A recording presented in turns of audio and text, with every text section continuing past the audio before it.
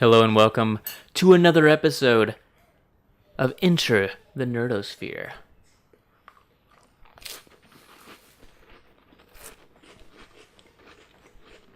This is so good. For those of you watching us on YouTube, you can see our delightful Cheese platter. cheese platter that we decided to show off for no reason at all. It's for a reason. The reason is to eat it, to devour it. Not necessarily while we're talking, but tell us about these cheeses. So what I brought for you today is a jalapeno and habanero cheese, which is out of sight. Good heat, nice habanero flavor. What I have for you on the other end here, this delightful monstrosity, the kind of cheese I do not know because you threw the sticker away. But at the end of the day, all that matters is that it is a blueberry cheese. It is a cheese with juicy blueberry chunks. That's right. And for those who are close to me, you know that at the end of the day, my one mantra of the hundreds that I always say are my one is I will try anything blueberry at least once. So I saw this cheese and I was like, I need to try this blueberry cheese. If I'm going to be a man of my word, which at this point, you know me. You know that I am. I'm a man of my word. I bought blueberry cheese. And man, is it good. And I'm not looking back. I'm going to get it again. It is fact, really good. probably the next time I'm going to get it again, as you and I briefly talked about it off cast, is that maybe I'll start a little mini vlog for those terrible Monday blues where Corbin eats a variety of blueberry flavored fooderies. So stay tuned for that. Coming at you on Mondays. Corbin's Monday blues blueberries. You know what that means? Blast. You know what that means? What? You're going to have to learn how to upload your own videos finally.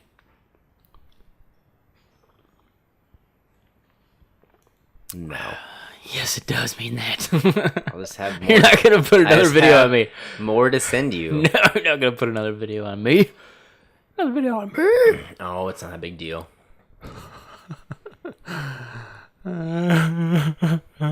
Okay, so moving past the platter, Yeah, let's go to chit chat. Because this is not chit chat. This is just it's just a platter.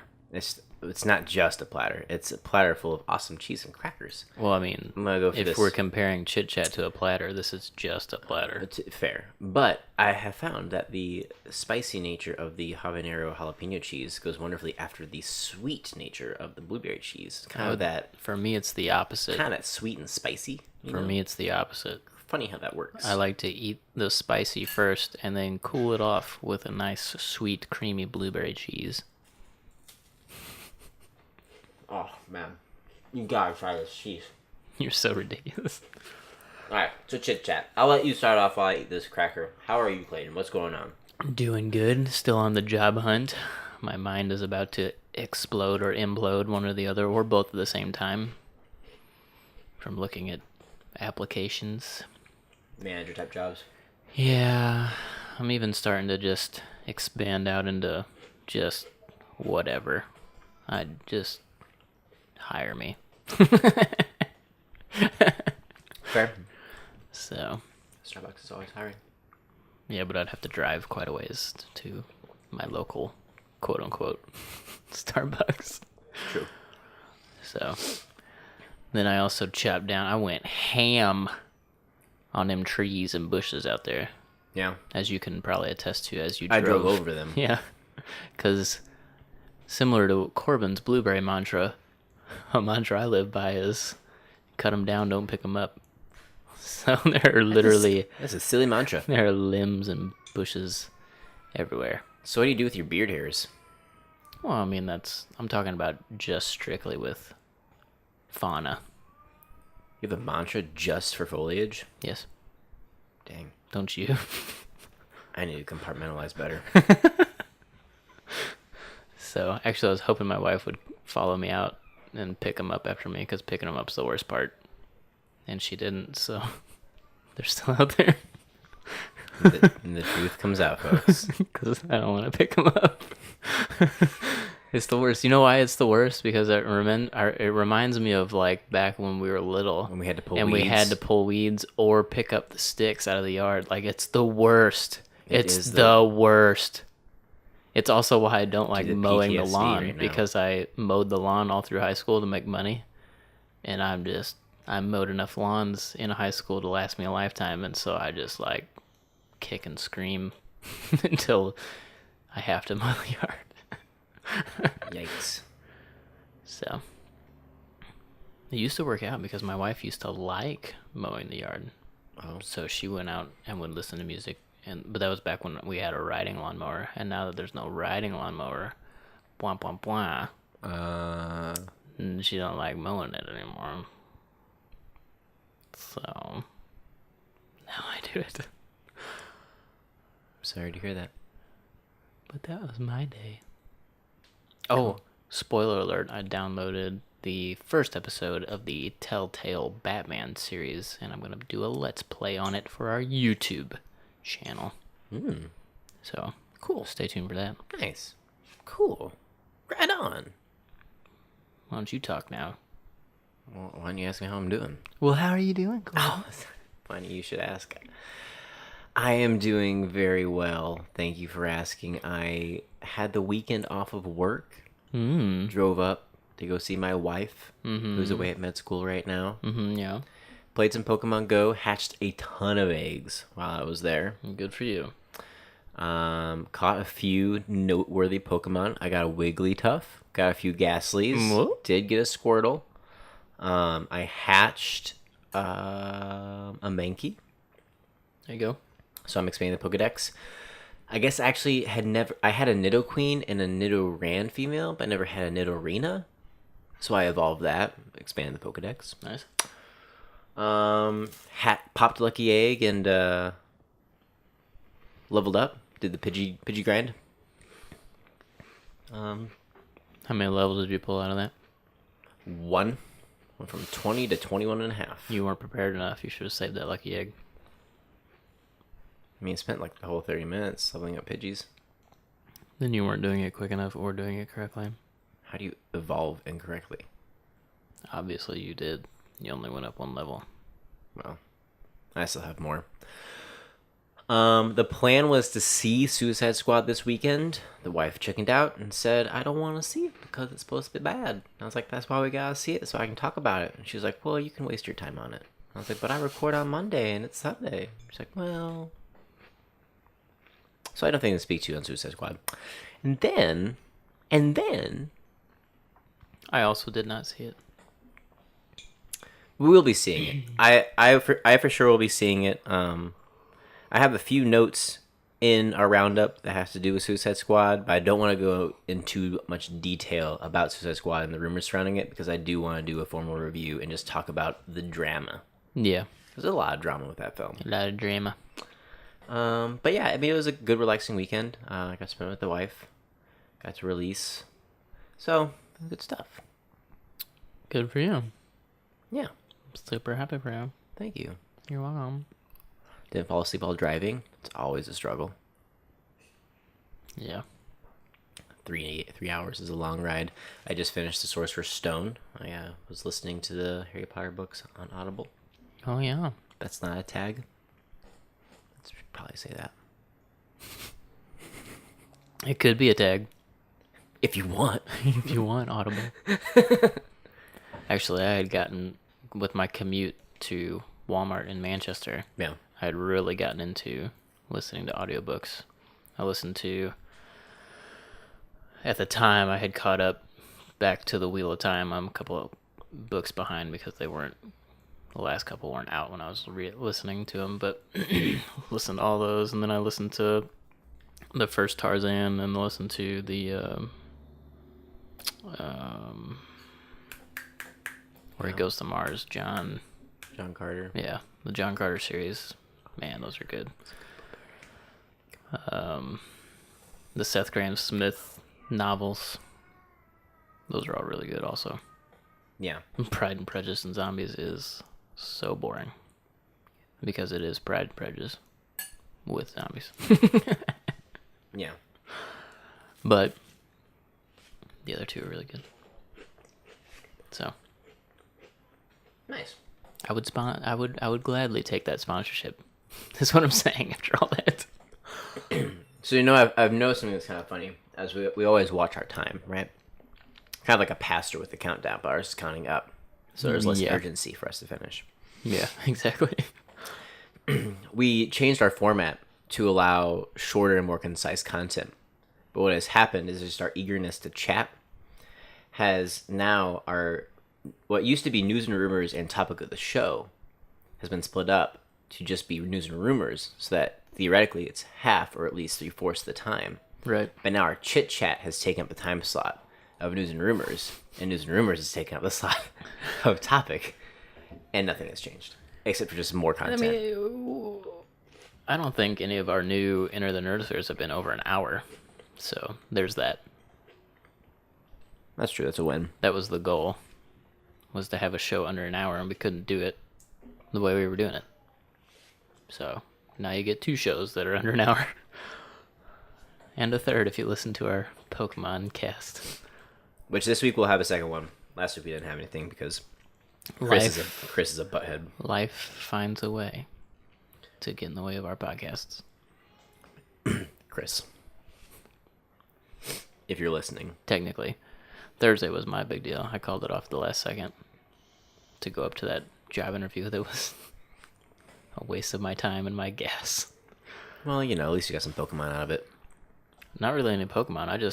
I hatched 3 eggs and just... I thought you went to Nests. No, I ended up just going to Lumiere Sculpture Park and just walking, getting Pokestops. Yeah. And I hatched 3 eggs, 3 5-kilometer eggs. So I basically just walked 5 kms and picked up all the stops as I walked. And then stopped. Gotcha. Because me and you talked on the phone about politics for a flipping hour, so I couldn't go to anywhere else. I was on the road driving to Kirksville. I needed to talk. So I just walked around there real quick and went to go pick up the kids. Gotcha. Thanks. You're welcome. Thanks for being my bro. Anyways, after all that, let's get in. I'm ready. To the interwebs. Grab all the grains of salt with news and rumors. Because I can smell the lasagna soup. The garlic and onion smells delightful. It'll be a good chaser for this cheese platter that we've been drinking with coffee, or eating with coffee. Cheese platter, coffee, then lasagna soup. We've been eating this coffee and drinking this cheese platter. That's when you know you're doing it right. Fondue pot and coffee slushies. First up, Sarah Gray, who will be playing Amanda in the Power Rangers, because we all care about that movie, has been cast as Courtney Whitmore, a.k.a. Stargirl, for Legends of Tomorrow Season 2. So we know she's a quality actress. I was just going to say, can we just take a second to appreciate what this means? It means that... What does it mean? The quality of actor selected for the new Power Rangers movies is the CW actor. Yeah. So adding to my super hype for this movie. Yes. Sarcasm. Next. Stargirl, though. Might be kind of cool to see, even though Legends of Tomorrow sucks. But if you like to watch a show based on concept... How many animes do we turn a blind eye to because of the cultural gap between us and the Japanese? What? Because of concept. What do you mean? Do I need to... I watch some terrible animes hoping that they'll end up being good because everybody says they're good and they're no good. So don't you spew that at me. Next. Last week... Well, Stargirl was in Smallville. Do you remember that? Briefly, yeah. Oh, what a show that was. Yeah. Okay. So next. Last week, we did get a trailer tease for Resident Evil, the final chapter. And this week, EW has presented the webs with a new poster. I also have a synopsis for the new Resident Evil movie. It is also important to note that while, yes, those of you listening to us, the general audience is like, WTF, why are they making these movies still? For whatever reason, they are a commercial cash cow. Overseas. They do poorly in North America. They also have kind of low budgets for what they are, don't they? So they're always going to make a profit. But they thrive overseas. Because they're never, like, you never go to a Resident Evil movie walking out thinking, wow, that looked great. Because you don't. That's true. So here is the synopsis. Picking up immediately after the events in Resident Evil Retribution, humanity is on its last legs after Alice is betrayed by Wesker in Washington, D.C. As the only survivor of what was meant to be humanity's final stand against the undead hordes, Alice must return to where the nightmares began, Raccoon City, where the Umbrella Corporation is gathering its forces for a final strike against the only remaining survivors of the apocalypse. In a race against time, Alice will join forces with old friends and unlikely ally in an action-packed battle with undead hordes and new mutant monsters. Between losing her superhuman abilities and Umbrella's impending attack, this will be Alice's most difficult adventure as she fights to save humanity, which is on the brink of oblivion. Okay. I had no idea she didn't still have her superpowered thingies. Yeah. Also just kind of sounds like everyone. Umbrella Corp. Up until today... Today, this is Monday, this is breaking news. Never before have I done news and rumors on a day that something broke. Oh my goodness, do I have a clickbait title? I feel like Colin and Greg when they do like a last minute pickup because like PlayStation did like an announcement that night. So they like insert their little thing. Right, they're like, you thought you got away with it this time, but you didn't. Yeah. We got you. So up until today, WB was only actively working on the solo films of Aquaman, Cyborg, Flash, Wonder Woman, Batman, and Superman was kind of left to be in the dust and forgotten. They were only working on every superhero except Superman. But not anymore. The Wrap has reported that the studio has picked up steam on the long-rumored sequel and has stated Superman is top priority for the studio and getting the character right for audience is of utmost importance. So Zack Snyder won't be involved. Exactly.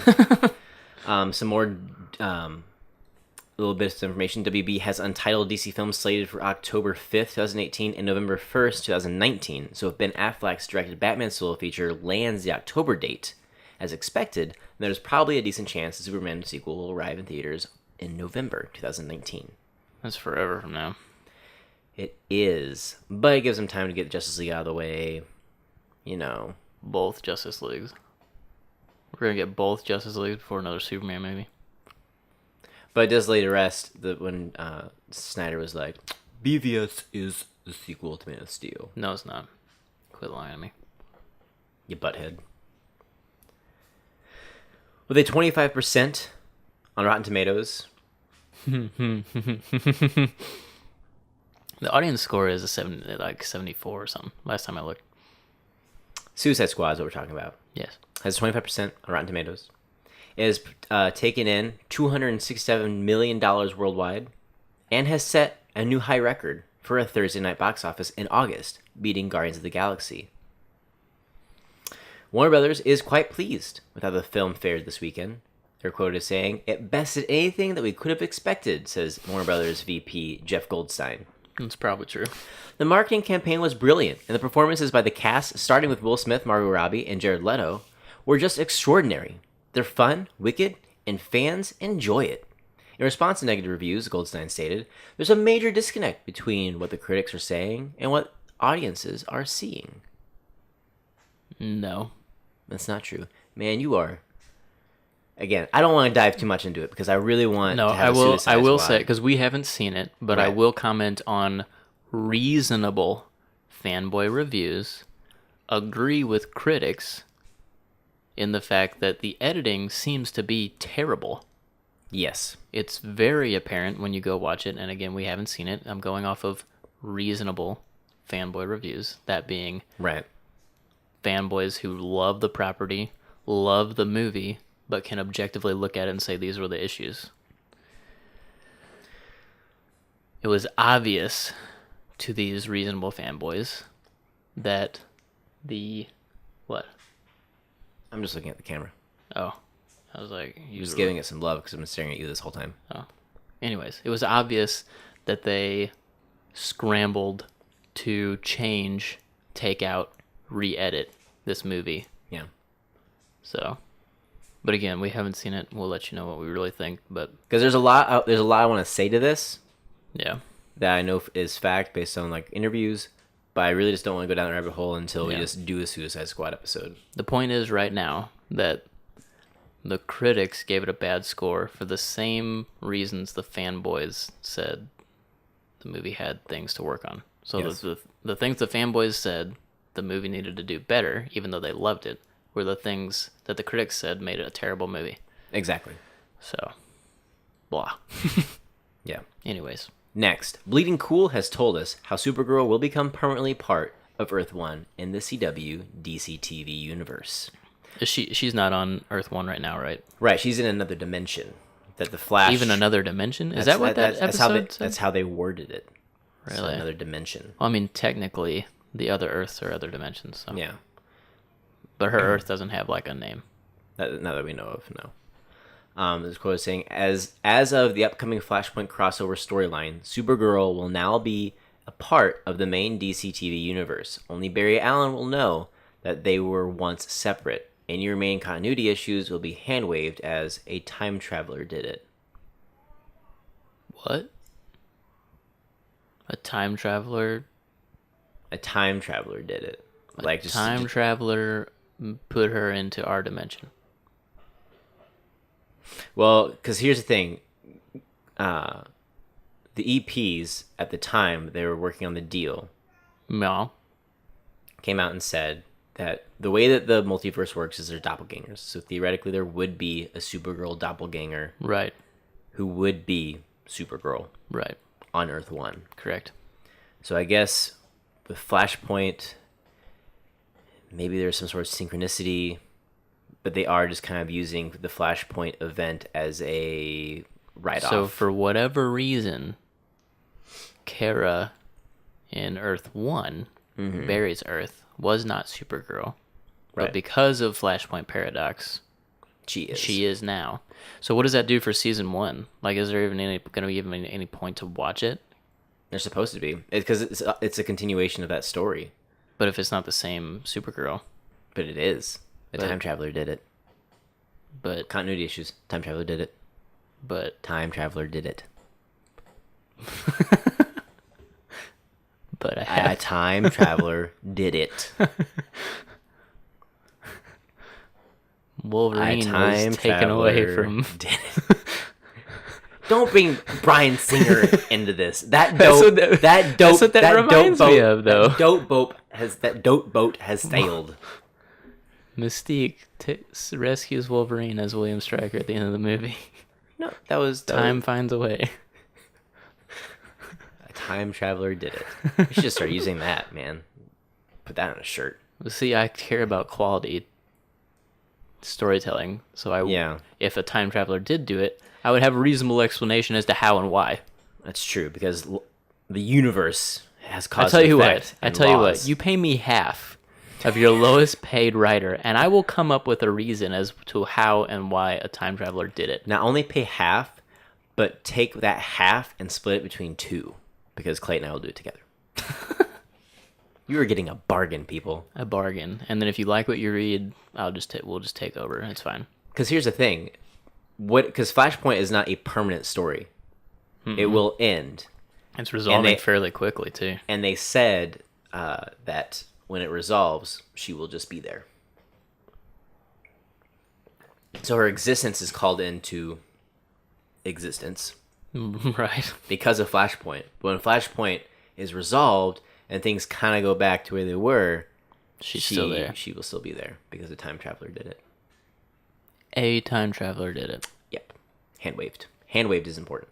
A time traveler did it. Stephen Amell tweeted a photo, These are not the Supergirls you're looking for. but it's better than what's on film. These are not the The Time Traveler did it. the dirt stashes you're looking for. Ew, gross. He doesn't have any more, though. Yeah. So Stephen Amell tweeted a photo that contained the feet of Green Arrow, Flash, Supergirl, White Canary, and Atom as a tease at the hopefully epic 4-night crossover event. Oh, great. Thanks for that tease. I worded that very poorly, but it's basically he's teasing the episodes that they are filming right now, which is it's a 4-episode crossover event between Supergirl, Flash, Arrow, and Legends of Tomorrow, where all 4 parties come together to fight a common villain that we do not know about, which I am saying now is the Legion of Doom. Okay. So there you go. Looks like George R.R. Martin's superhero novel series Wild Cards is headed to television. Martin had this to say: Universal Cable Productions, UCP, has acquired the rights to adapt our long-running Wild Cards series of anthologies and mosaic novels for television. Development will begin immediately on what we hope will be the first of several interlocking stories. Melinda M. Snodgrass, my assistant editor and right-hand man on Wild Cards since its inception, the creator of Dr. Tachyon, Double Helix, and Franny Black, and a seasoned television writer/producer whose credits include Star Trek Next Generation, Reasonable Doubts, The Profiler, and Star Command, is attached as an EP on the project, together with Gregory Novak of Red, Slow Learner, and Sci-Fi Films. UCP is currently producing Mr. Robot, Sci-Fi's The Magicians, Suits, and Royal Pains to give you context of what this company has done on TV thus far. Mm-hmm. About Wild Cards. Wild Cards is in, because I have no idea what this is. I didn't either. I had to Google it. I had no idea. Wild Cards is an anthology and short story series that actually started out as a role-playing game that Martin invented with other sci-fi authors including Gail Gernstein Miller, Victor Milan, John J. Miller, Melinda M. Snodgrass, and Walter John Williams. Snodgrass. Martin served as game master. After taking stock of the incredible amount of material they'd created for the game, Martin pitched an idea that a shared universe be created to further solidify the mythology. Other writers invited to join the group included Roger Zelazny, Louis Shiner, Pat Cadigan, Howard Waldrop, Edward Bryant, and Stephen Lee. The first titular anthology series was published in 1987. This has been going on for a while. A long time, yeah. To date, there have been over 30 anthology and short story entries published, and this is the synopsis of Wild Cards. There is a secret history of the world, a history in which an alien virus struck the Earth in the aftermath of World War II, endowing a handful of survivors with extraordinary powers.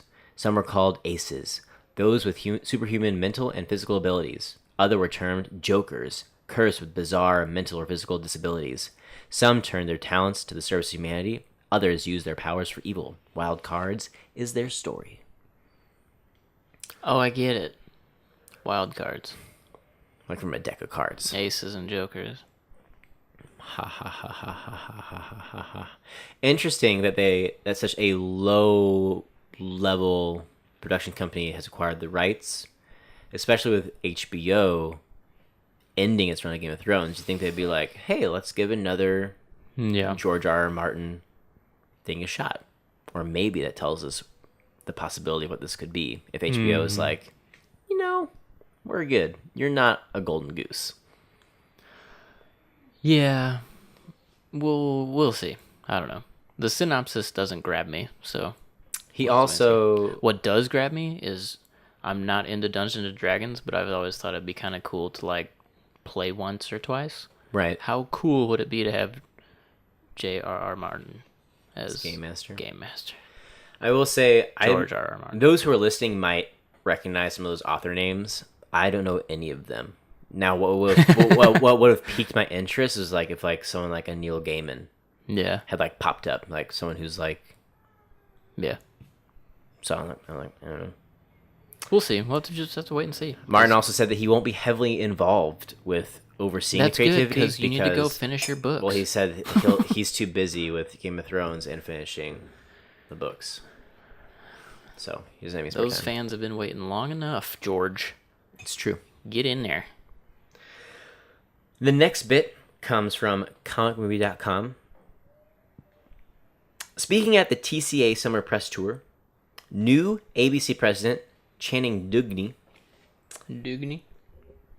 admitted that it's time to rethink how ABC is approaching its Marvel adaptations and hinted that they might be looking to carve out a Netflix-esque series of interlocking programs. Thank goodness. Quoted as saying, "We all came to an agreement that the next show that we want to do together is something that is as creatively strong as it can be," said Duggan. A follow-up question was posed as to whether ABC would look to replicate the Netflix model, to which she replied, "That's an interesting question, and we have to talk a little bit more about that. But yes." As for what Marvel currently has in development at ABC, John Ridley is rumored to be working on a TV show starring Kamala Khan, aka Miss Marvel, and there is Damage Control, and a second unnamed Marvel comedy also in development. Oh, the new Miss Marvel. The new Miss Marvel, not Carol Danvers. The young kid Miss Marvel, Who's Miss Marvel right now. Who shapeshifts and is only Miss Marvel by name because it was her role model growing up. Yeah. As these projects were announced under the tenure of former ABC Entertainment president Paul Lee, it remains to be seen whether they'll move forward under Dougie. I would imagine not. Discussions then turned to whether the network could develop a Star Wars TV drama, to which Dungy replied, "As a fan, I would absolutely love to say yes. We have had conversations with Lucas, and we will continue to have conversations with them. I think it would be wonderful if we could find a way to extend that brand onto our programming." Of course, Dungy's predecessor Paul Lee also fielded such questions, but admitted that the focus on The Force Awakens effectively nixed development on Star Wars Underworld, a project that had been in development since 2005. Many of that show's elements were later incorporated into Disney XD's Star Wars Rebels. Another hurdle is the fact that J.J. Abrams' Bad Robot has an exclusive TV deal with WB, and it's hard to imagine a TV project moving forward without the involvement of The Force Awakens director and episode 8 and 9 executive producer. With WB. Yeah, because he always works for Fox. Yeah. That seems odd. Doesn't it? You think that's a miss? Has to be a miss, because he always works with Fox. Unless it's just like the WB studios and they put out... Because there are studios behind all those big channels that put stuff out on each other's. So, strange. Yeah. So that is also strange that they wouldn't alter that somehow. Like, the Big Mouse wouldn't make that change. I'm sure that would if push came to shove. Yeah. Also interesting, this is in response to Agents of S.H.I.E.L.D. continuously plummeting in ratings. It's now on the Friday night time slot. Friday night time slot. It's so bad. The Agents of S.H.I.E.L.D. spin-off I would show. rather Marvel's watch Arrow, almost. I would. I have. When choosing a show to catch up on. Marvel's Most Wanted got nixed. Mm-hmm. And with that, the actress who plays Mockingjay, as of right now, is not coming back to S.H.I.E.L.D., and she's kind of like off doing a new project. So I think she's kind of moved on. She's like, whatever. You dangled this carrot in front of me that says you could be in a Marvel movie. Yeah. It's in your project. You're used to being in movies. Okay, cool. The Captain America movies would have been perfect to have her in. She doesn't have to be a major character. She could have as much involvement as Agent 13 did. Or even less. Just be there. Just connect it somehow. That just goes to show that Agents of S.H.I.E.L.D. is not for real. It really is. And it's kind of like Dragon Ball GT, where it's like yeah, it's totally canon, but it's not really canon. It's not really. Not at all. Because Netflix came out with Daredevil, Jessica Jones, and Luke Cage, and that's Dragon Ball. What? Super? Yeah. Yeah. Which I cannot wait for that to be dubbed, because now... So that show started... But that show's creator has since apologized for the low quality of animation that show apparently has. I think it's improved, though, since then. Because it starts off with a tournament, as they usually do. Yeah. And it's like their universe versus another universe, and they, like, fight. But now the story is Future Trunks is back. What? And he's back because Black Goku, evil Goku, has come to the past from the future. We don't know how or why, but he is Goku, and he is evil. Dude. Yes. That's awesome. Mm-hmm. That's the epic storyline going on right now. Concept. Dragon Ball Z is a show you watch on Concept, because there's so much that's not good. What are you talking about? Hundreds and hundreds and hundreds of episodes. It just takes a while for them to throw punches is all. When Cell says, I give you 12 days until the Cell games, I don't need 12 episodes chronologically telling me each event on every day. How else would you know what they did to train and prepare? Oh my gosh, you're part of the problem. You're part of the problem. When they go into the hyperbolic time chamber for 24 hours and they're in there for 5 episodes. It's just needed. tell me 5 years passed. I'm currently watching the Cell Saga, and Goku and Gohan are in the hyperbolic time chamber. This is like episode 6 or 7, and Gohan is still trying to manage going Super Saiyan. So we need to see that progression. I need that context to really understand Speaking the of character's which, struggle. Vegeta is something else. He came out of the hyperbolic time chamber and was significantly stronger than Cell's second form. He had him beat. And then Cell convinces him to let me go ahead and get to my perfect form so that you can decide, or you can see if you're really the strongest warrior in the universe. Because Vegeta beats him up so bad, he's basically like, I'm not even going to fight you anymore because you're not even worth my time. And then Cell's like, why don't you let me get my perfect form? And then you'll know. And Vegeta lets him. I think it's his Even gets in the way of Trunks trying to stop him, so that he can hopefully prove that he's the strongest. And he could have ended it right there. Oh, Vegeta. But Gohan had to do it.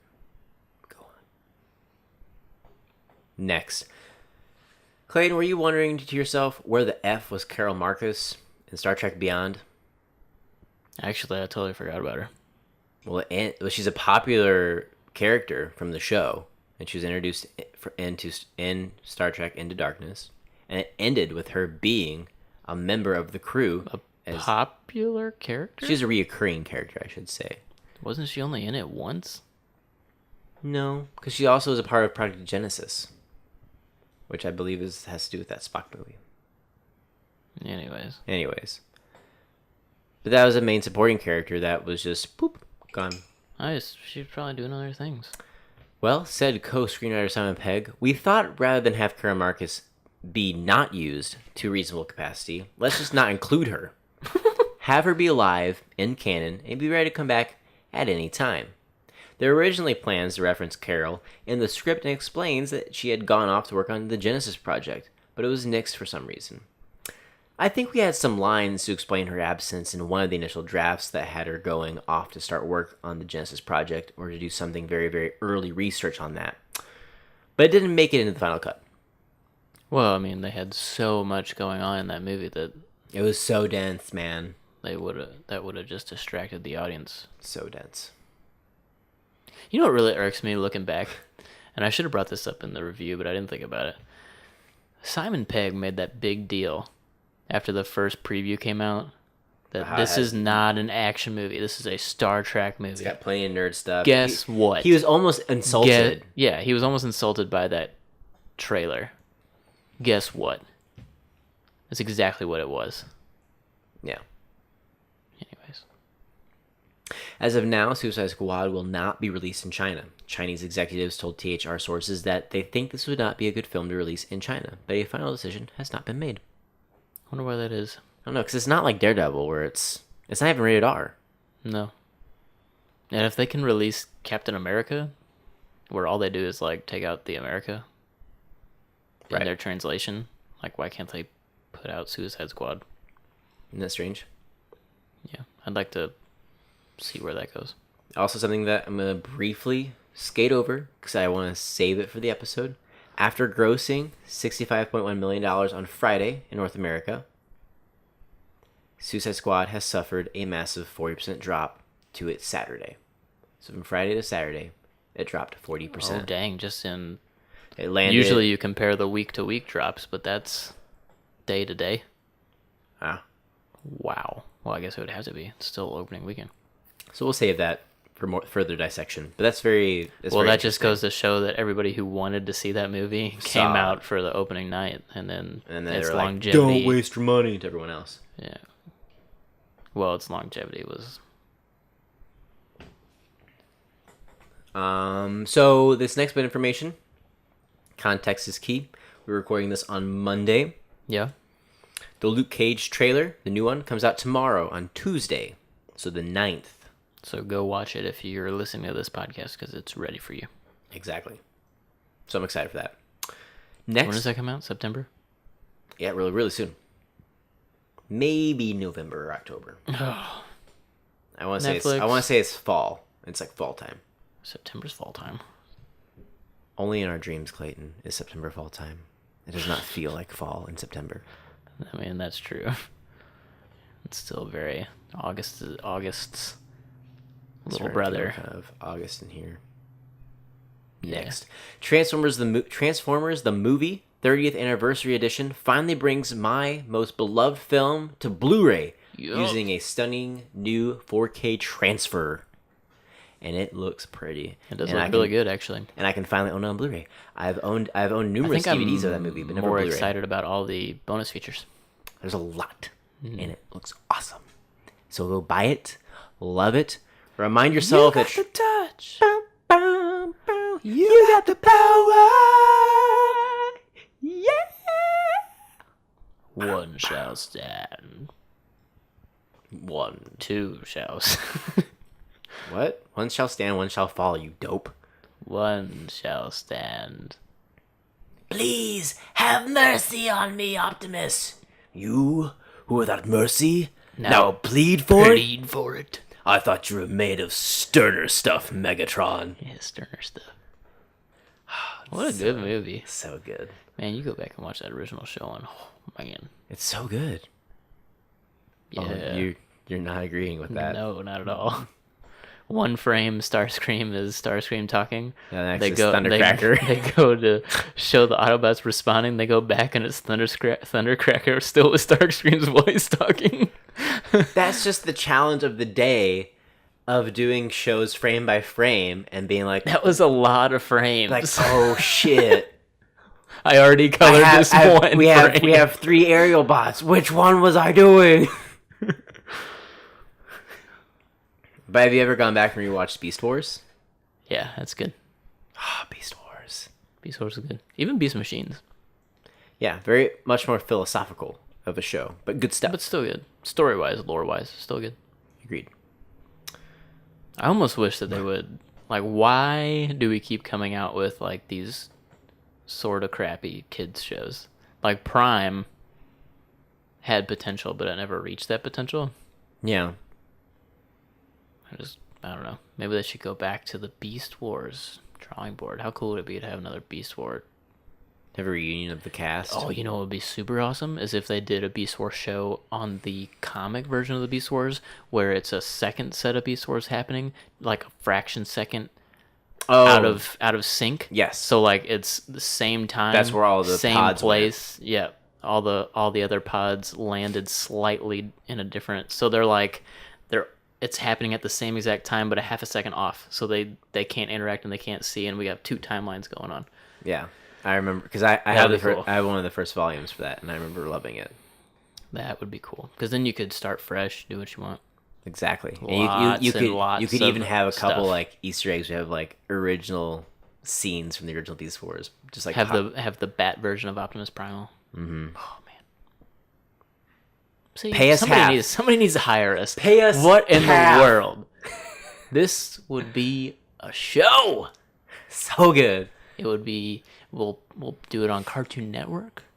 Exactly. On Saturday evenings, right before Adult Swim. And it won't. So that way you get the kids and preteens and the Adult Swim crowd. And get out of here. And it won't. So the reasons why Young Justice failed, although the content was beyond amazing, was toy sales. Yeah, we won't. You won't have an issue with toy sales. I'm gonna tell Hasbro.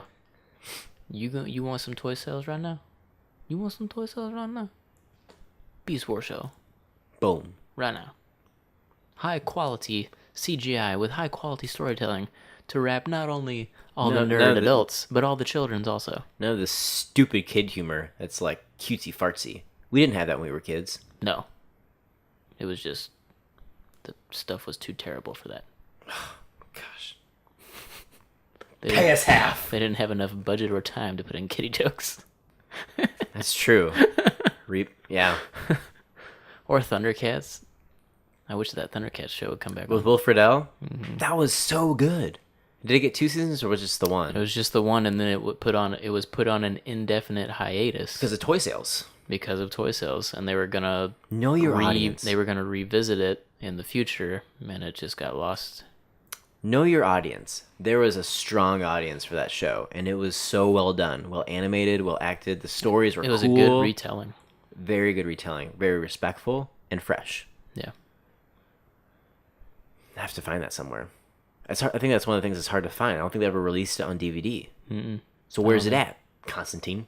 Well, it's probably still technically on an indefinite hiatus. It's so lame. So as we wind down this news and rumors, Tuesday, October 11th, we'll see an hour-long crossover event for New Girl and Brooklyn Nine-Nine, 2 comedy shows I do like to watch during the fall. I don't know if I would ever picture them being in the same universe. I love New Girl. So good. I really watched Brooklyn Nine-Nine the first 2 seasons. I didn't really watch last year, though. Yeah. It's kind of one of those shows where I've run out of everything else. I'm like, I can catch up on that. Yeah. Plow through it.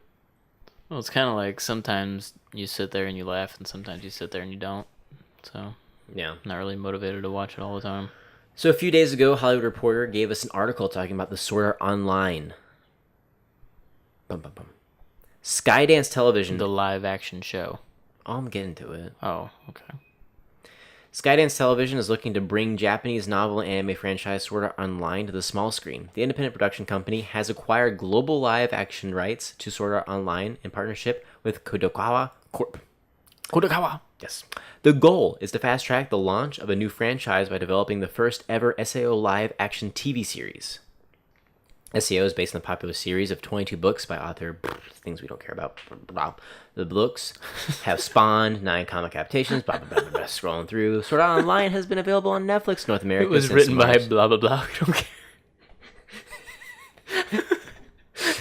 Like that's where you choose to say blah blah blah. Moving on, right before the author's name. An animated film, Sword Art Online, the movie, Ordinal Scale, That's getting ready to come out. Is set for theatrical release in 2017 in Japan. According to Skydance, its potential live-action series will follow a brilliant young beta tester, Kirito, and his group of friends when they are trapped alongside 10,000 other people in a next-generation virtual reality online role-playing game. The game is a world unto itself, filled with sword-fighting, monsters, magic, and mystery. There's no magic in that. In this one, there will be. But Alfheim is where the magic's at. I'm just telling you, the game is a world. We about to have words, Kudakara or whoever is doing that. I think that was the blah blah blah. SAO has no magic. It's part of what makes it awesome. It's part of what makes the show unique. It's true. However, maybe they're gonna follow similar suit and they'll be trapped in SAO, and then they'll spoilers get out and then go to Alfheim and do that, and then there will be magic. Yeah, Kirito and an ensemble of diverse characters must fight their way through this hostile environment while making lives for themselves in the fantastical world that is SAO. And I'm here to tell you, this Japanese manga did not create a diverse cast of characters. They're all white. They're light novels. They're not. As part of Skydance's plans, Kirito, I think, is Japanese. He's probably Japanese. Because he's in, and so is Asuna, I would imagine. She has red hair. Yeah, but she's living in Japan. So? Rachel's friend is moving to Japan to teach English. But Asuna is not. You don't know that? Plus her mom and dad have black hair. I think it's just The company plans to launch an SAO virtual reality experience to the company's interactive arm. At Skydance, we are in the business of world building, and SAO is a massive pop culture phenomenon from which we plan to launch a full-scale and wide-ranging set of live-action franchise extensions across our business verticals, beginning with television. Skydance Media CEO Ellison said, "We look forward to working alongside Leda, Raiki Kawara, and the teams at Kadawaga and Aniplex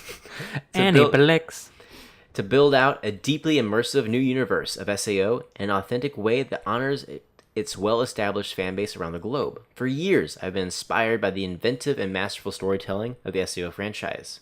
I'm thrilled to get the opportunity to work with such talented partners to bring the cutting-edge yet timeless story to a new format at Skydance. The deal comes as... Man, these names. Blank has a first look and consulting deal with Skydance. Her credits include Skydance's Terminator Genesis, as well as Avatar White House Down. She is currently writing and executive producing Skydance's Netflix drama, Altered Carbon. She does not have good things to her name. Terminator Genesis, Avatar, and White House Down. A lot of people like Avatar. Whatever. They're also doing that. They're actually working on the full dive system. Yes.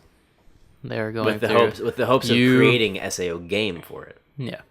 You could have gone to a Japanese website several months ago and signed up for the alpha.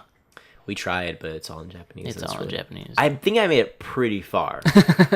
But the terms and conditions got me. Because I was like, I don't know what this is saying. And I don't know where the OK button's at. Right. But I remember putting my address and stuff in. So like I made it like at least a third of the way into the application. So there are people currently in like a pre-alpha build of technology and world that is SAO. How awesome is that? Amazing. Oh my goodness. Destiny what? Pokemon Go what? SAO, heck yeah. So No Man's Sky comes out tonight. I will actually be at GameStop at 11 o'clock to pick up my copy. 11 o'clock. Yep. And the first update not only is going to be ready for day one launch, but apparently it's not only extensive, but it also is going to change the way the game plays. So I'm going to read really quickly through the list of what update 1.03 is going to do for the game. They are also completely wiping the servers for any of you wondering whether your beta progress would be saved. No, it's never saved. Never. The 3 paths. There are now new unique paths you can follow throughout the game. You must start the game on a fresh save with the patch, as early choices have significant impact on what you see later in the game and the overall experience. So I think this is more just, again, we kind of, as we winded down towards the release date and they had to extend it, this is probably why they extended it, actually. They think that they realized they needed to make a game. They created a world, but they didn't create a game. So they did, but all the extent of the game part of it was the Easter, or the little seed, basically, that they planted that go towards the center of the universe. So now there is a distinct direction. One of 3 paths that you kind of make your way there. Right. The universe. We changed the rules of the universe generation algorithm. Planets have moved. Environments have changed. You know why they did that? Because of the supercode. Because of the supercode that somebody else owns. Environments have changed. Biomes. Galaxies have altered shape. All to create greater variety earlier, so that everyone starting the game is going to have a completely different experience, I guess is the goal. Galaxies are now up to 10 times larger. That's pretty awesome that it's so vast that literally every player will be in their own little part of the universe. Yeah. Diversity has also changed. Creatures are now more diverse in terms of ecology and densities on planets. That's good, because that's one thing that I was worried about. Because especially when they go behind the scenes and they kind of show you how the creature procedural generation works. Right. They have a set number, which I mean there's quite a few, but they have a set number of heads, necks, body, and that they're all jumbled together. So you would reach a point probably fairly quickly where things would start looking really similar. Yeah. So I like that. More diversity is good. Planets, we've added dead moons, low atmosphere, and extreme hazardous planets. Dead extreme moons. Hazards include blizzards and dust storms. Dead moons would be a really cool aesthetic. I'm glad they put that in there. That's really neat. So to go explore a dead moon, yeah. But it actually makes more. It makes more sense sense too, because that's how ever living organic galaxy. Every universe. planet would not have life. Planet or atmosphere, sorry. Space, nighttime, and day skies are now 4 times more varied due to new atmospheric systems, which refracts light more accurately to allow more intense sunsets. Ooh. Planet rotation. Playtesting has made it obvious people are struggling to adjust to this during play, so its effects have been reduced further. Probably, For what was that? Planet rotation. So probably day cycles aren't going to be as necessarily extensive, because based on how big a planet is and its placement to the sun, they said you could play multiple days IRL and it still be day. Yeah. you know. So probably just to tone that down. Like, too real, too real. I'm just getting your ship and fly the other side. You know, terrain generation. Caves up to 128 meters tall are now possible. Geometric anomalies have been added. Underwater erosion now leads to more interesting seabeds. Ooh. Ship diversity. A wider variety of ships appear per star system and are available to purchase. Cargo and install technology now vary more, and ships have more unique attributes. Customization. Inventory. Ship inventories are now store 5 times more resources per slot. That's good. Suit inventories now store 2.5 times more per slot. That's good. This encourages exploration and gives freedom from the beginning. We're probably going to increase this even further in the next update for people in the later game phases and will allow greater trading potential. Trading is deeper. Star systems and planets each have their own wants and needs based off a galactic economy.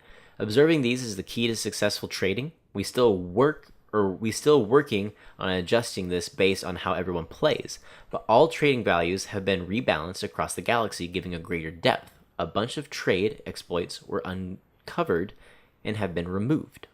I will not be trading. Me either. Feeding. Creatures now have their own diet based on planet and climate. Feeding them correctly will yield different results per species, such as mining for you, protecting the player, becoming pets, alerting you to rare loot, or pooping valuable resources. That is a dangerous way of getting me stuck on one planet. Right? they know how to keep you going. You quit it. I got someplace to be. I can't have all these pets. I have literally ruled this entire planet. Survival. Recharging hazard protection requires requires rare resources, making shielding shards useful again. Storms can be deadly. Hazard protection and suit upgrades have been added. Liquids are more often more dangerous. Graphical effects. Lighting and texture resolution have been improved. Shadow quality has doubled. Temporal AA didn't make it in time, but it's so close. Balancing. Several hundred upgrades have had stat changes, mainly exosuit and ship, but also weapon. New upgrades have been added. I swear I'm getting to the end, folks. They weren't kidding us that this was an extensive update. And if you are listening to this and you don't know what No Man's Sky is, go to IGN and search No Man's Sky and watch everything. Also, spoilers. This game. This is the end of the pod. This is the last thing. So if you were just like, I don't care, I love you. No? They have to listen. They have to. You're right. Next, combat. Auto aim and weapon aim has been completely rewritten to feel more gentle in general, but stickier when you need it. Sentinels now alert each other if they haven't been dealt with quickly. Quad and Walker AI is now much more challenging. Even I struggle with them without a powered up weapon. This is the author of the article. Space combat. Advanced techniques have been introduced, like braking, drifting, and critical hits. Bounty missions and larger battles now occur. Pirate frequency has been increased, as well as difficulty depending on your cargo. Exploits. Infinite warp cell exploit and rare good trading exploit, among others, have been removed. People using these cheats were ruining the game for themselves, but people are weird and can't stop themselves. Stability. I love how one developers say that. Yeah. It's like when Niantic says that I'm ruining the game for myself because I'm using a Pokemon finder. You know. Guess what? Fix your tracking so I can have fun in this rural area where there's nothing. Stability. Foundations for buildings on super large planets resolved several low repro crashes. Resolved several low repro crashes. Maybe that'll make sense to me when I play the game. In particular, when players warped further than 256 light years in one session, was only possible due to warp cell exploit above. Space stations. Interiors are now more varied. Bars, trade rooms, and hydroponic labs have been added. Networking. Ability to scan star systems other players have discovered on the galactic map, increasing the chance of collision. What? They finally realized that we have to have human interaction in this game for it to be long-lasting? I'll re-say that again. Networking. The ability to scan star systems other players have discovered on the galactic map, increasing the chance of collision. Star systems discovered by other players appear during galactic map flight. Is that now? Wait. Does that mean I'm going to be able to see you or just see your discoveries? Because I was under the See impression you. we were already able to See you. see the other people's discoveries. See you. Collision means see you. Then that is for sure going to be the title of our Let's Play series. Where is my brother? Yes. Ship scanning. Scanning for points of interest from your ship is now possible. Buildings generate earlier and show up in ship scans. Flying over terrain, pop in and shadow artifacts have been reduced. Generation speed has been increased to fold. Planets with large bodies of water will be targeted in next update.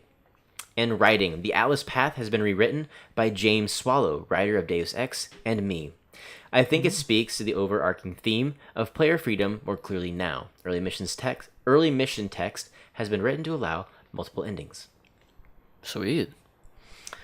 And that the last thing on my roundup. So they basically added more of everything. Yeah. More diversity, more story, more goodness. Yeah. And the last thing on my roundup was just kind of counting down the days to the November films of Doctor Strange and Fantastic Beasts.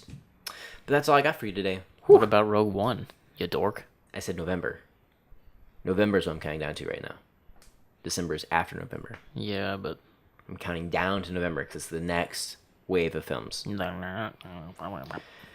I still want to do the thing where I say, we'll see you, or...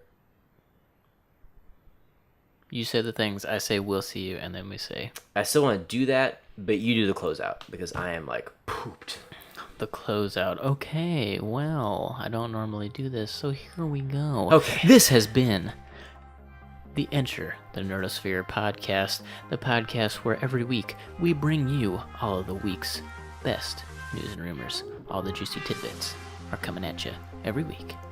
You can follow us on Podbean. You can subscribe to us on YouTube. You can also find us on iTunes. We'd appreciate comments on YouTube. We'd appreciate a review on iTunes. Be sure to check out all of our other content on YouTube.